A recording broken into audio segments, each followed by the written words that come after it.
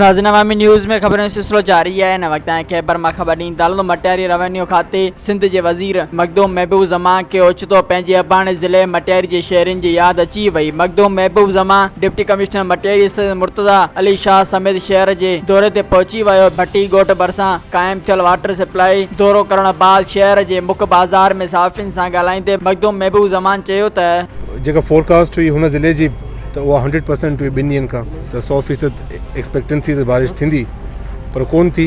अलहमदिल्ला को नुक़सान कोन थियो आहे हुते। ऐं अॼु 50% चांसिस हुआ त थोरो पोयां कयो हुनखे।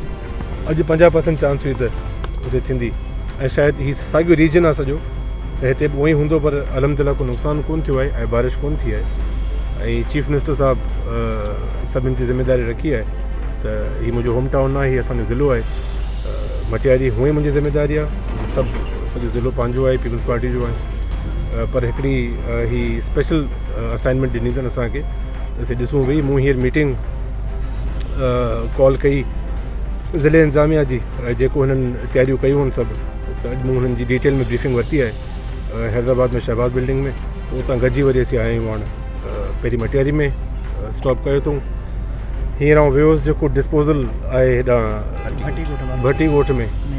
हिते 3 डिस्पोज़ल आहिनि। 3 डिस्पोज़ल में पंहिंजो हिकिड़ो मेन इहो आहे जिते आउं पाणी थी आयो आहियां उतां वञी ऐं उनजी सुठी कंडीशन आहे। उहो 24 आवर राउंड द क्लॉक हले पियो। उन में जेको डीज़ल वग़ैरह आहे हर शइ आहे, पंप आउट थिए पियो सॼो। ऐं ख़ासि हिदायतूं जारी कयो अथऊं पब्लिक हेल्थ इंजीनियरिंग डिपार्टमेंट खे ऐं लोकल गवर्नमेंट खे। हिननि डीसिल्टिंग ऐं डी वाटरिंग लाइ पूरी हिकिड़ी तयारी कई आहे। हिननि सफ़ाइयूं वफ़ाइयूं करायूं आहिनि सभु पंहिंजूं। एतिरी बारिश कोन थी आहे, अगरि काॾी थिए थी इंशाल्लाह त असांजी पूरी तैयारी है तो मटियारी के में सेफ है सिक्योर रखूँ। मज़ीद खबरों और तफसीलात के लिए विजिट करें हमारी वेबसाइट www.awamiNewsHD.com।